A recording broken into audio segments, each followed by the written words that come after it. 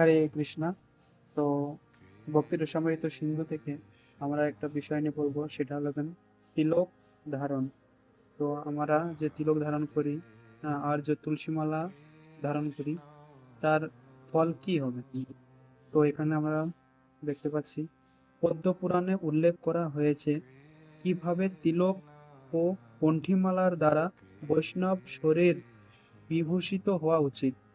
যিনি কণ্ঠে তুলসী মালা ধারণ করেন, যার শরীরে শঙ্খ, চক্র, গদা ও পদ্ম, এই বিষ্ণু চিহ্ন সহ দ্বাদশ অঙ্গে বিষ্ণু মন্দির অঙ্কিত হয়, যিনি মস্তকে বৈষ্ণব তিলক ধারণ করেন, তিনি এই জগতে বিষ্ণু ভক্ত এবং বৈষ্ণব। এই বৈষ্ণবদের উপস্থিতির ফলে জগৎ পবিত্র হয়। তিনি যেখানে অবস্থান করেন, সেই স্থানে বৈকুণ্ঠ পরিণত হয়। ছন্দ পুরাণে এইভাবে বলা হয়েছে, যিনি তিলক অথবা গোপীচন্দনের দ্বারা বিভূষিত হয়ে সমস্ত শরীরে ভগবানের নাম ধারণ করেন এবং যার কণ্ঠে ও বক্ষস্থলে তুলসীমালা থাকে, সেই বৈষ্ণবদের কাছে যমদূত আসতে পারে না। যমদূতেরা হচ্ছে পাপীদের দণ্ডদাতা ও মৃত্যুর দেবতা যমরাজের অনুচর। বৈষ্ণবেরা কখনো এই ধরনের যমদূতদের আয়ত্তাধীন নন।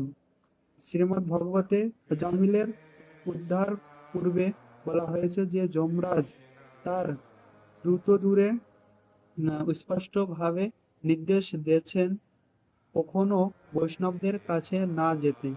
বৈষ্ণবেরা যমরাজের নিয়ন্ত্রণাধীন নন। পদ্ম পুরাণে বলা হয়েছে যে মানুষের শরীর চন্দন ও ভগবানের দিব্য নামের দ্বারা বিভূষিত, তিনি সব রকম পাপ থেকে মুক্ত হয়েছেন এবং তার মৃত্যুর পর তিনি পরমেশ্বর ভগবানের সঙ্গ লাভ করার জন্য কৃষ্ণলোকে প্রবিষ্ট হন। তো এখানে স্পষ্টভাবে শ্রী রূপ গোস্বামী আমাদেরকে ব্যাখ্যা করে জানিয়েছেন যে তিলক ধারণ এবং তুলসীমালা ধারণ করলে আমাদের কি লাভ হয়, কি পুণ্য হয়।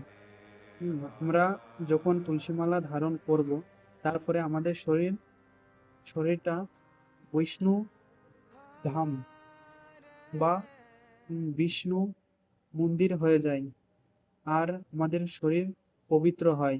তাই আমাদের তিলক ধারণ ও তুলসী